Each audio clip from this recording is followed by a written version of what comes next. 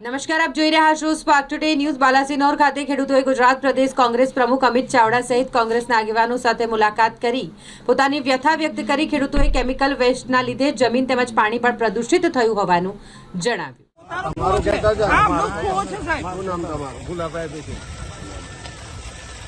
આ કેટલા ટાઈમથી લાલ પાણી આવે? 5 વર્ષથી પહેલા નતું આવતું? ના, ડમ્પિંગ આવ્યા પછી 5 વર્ષથી શાંતિ ખેતી થાય છે? ખેતીના પાક બધો બગડી જાય। આ ફરિયાદ કરી કોઈને?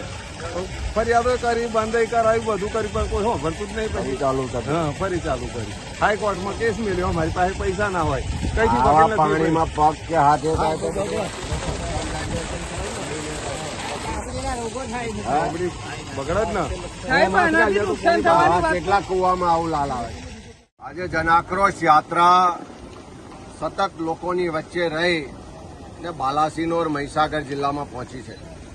જે રીતે બાલાસિનોર શહેરમાંથી યાત્રા પસાર થઈ ત્યારે બાલાસિનોર શહેરના લોકોએ પોતાની તકલીફો, પીડા ખૂબ આક્રોશ સાથે કીધી કે છેલ્લા 2 મહિનાથી આખા બાલાસિનોરમાં કોલેરા અને રોગના કારણે લગભગ 300 કરતાં વધારે કેસ થયા। અનેક લોકો વારંવાર હોસ્પિટલમાં દાખલ કરવા પડે છે। આજે રોજ બાલાસિનોર શહેરમાંથી 15-20 કોલેરાના કેસ આવે છે। પ્રજા ટેક્સ ભરે છે, સરકારની જવાબદારી છે।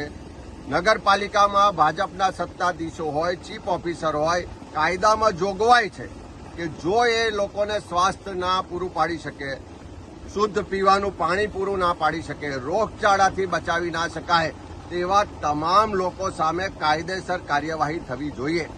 આજે 2 મહિનાથી પ્રશ્ન છે। અનેક લોકો આજે હોસ્પિટલમાં સારવાર હેઠળ છે। 2 કરતાં વધારે લોકોના મોત થયા, તેમ છતાં તંત્ર ઊંઘે છે। ગાંધીનગરમાં બેઠેલા મુખ્યમંત્રી અને એમના મંત્રીઓ એમના રાજકીય એજન્ડામાં વ્યસ્ત છે, પણ આ બાલાસિનોરની પ્રજા 2 મહિનાથી કોલેરાથી, રોગચાળાથી હેરાન પરેશાન છે। એના માટે એમના પેટનું પાણી પણ હાલતું નથી, એવો આખો આક્રોશ પ્રજાનો આ જનાક્રોશ યાત્રામાં જોવા મળ્યો। એ જ રીતે યાત્રા આગળ વધી આજે બાલાસિનોર શહેરની બહારનો વિસ્તાર છે। તમે જોઈ શકો છો કે અહીંયા સામે ડમ્પિંગ સાઇટ છે, જે વર્ષોથી આખા ગુજરાતમાંથી જે કેમિકલ વેસ્ટ છે, જે ગંદકી છે, જે હાનિકારક કચરો છે, એનું ડમ્પિંગ અહીંયા કરવામાં આવે છે। એને અટકાવવા માટે પ્રજાએ વારંવાર આંદોલનો કર્યા, ખૂબ વિરોધ થયો, તેમ છતાં ક્યાંક ને ક્યાંક પૈસાની લેતી દેતીને કારણે, ભાજપના કેટલાય નેતાઓની ભાગીદારીને કારણે, કેટલાય નેતાઓ એમાંથી ધંધો કરતા હોવાને કારણે આ ડમ્પિંગ સાઇટ બંધ થતી નથી। અને એનું નુકસાન જો કે આ ખેડૂતના ખેતરમાં અહીંયા અમે છીએ કે અહીંયા જમીનના પાણી ખરાબ થઈ ગયા। ખેતરમાં જે બોર છે એમાંથી લાલ પાણી આવે છે। આ ખેતર વિસ્તારના લોકો, ગામડાના લોકોને પીવાના પાણીનો પણ આ એક જ સ્ત્રોત છે। ખેતી માટે પણ આ જ પાણી વાપરવાનું, અને એનાથી સમજી શકો છો કે ધીરે ધીરે આખું આ બાલાસિનોર અને આજુબાજુના વિસ્તારનો પેટાળ છે, જે પાણીના તળ છે, એ કેટલી હદે પ્રદૂષિત થઈ ચૂક્યા છે। અહીંથી ડમ્પિંગ સાઇટની જે દુર્ગંધ આવે છે, જે હાનિકારક કચરો છે, એના કારણે છેક આજુબાજુના 10-15 કિલોમીટર વિસ્તારના ગામોના લોકોનું આરોગ્ય બગડી રહ્યું છે।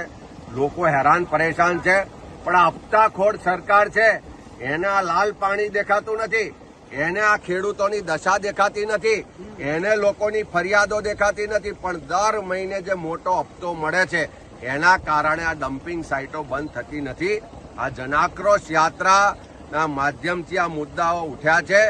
આવનારા દિવસોમાં આ લોકોના મુદ્દાને લઈ અને સડકથી લઈને સંસદમાં પણ લડીશું, લોકોને લઈને રસ્તા પર પણ ઉતરીશું ને વિધાનસભાના સત્રમાં સરકાર પાસે પણ જવાબ માંગીશું કે આ લાલ પાણી થાય છે, તમારે જે ડમ્પિંગ સાઇટ છે, તમારો વિકાસ છે, આ સ્થાનિકોના ભોગે થઈ રહ્યો છે। તમે જે હપ્તા લો છો, પણ એની પાછળ આ લોકોનું જીવન બરબાદ થઈ રહ્યું છે।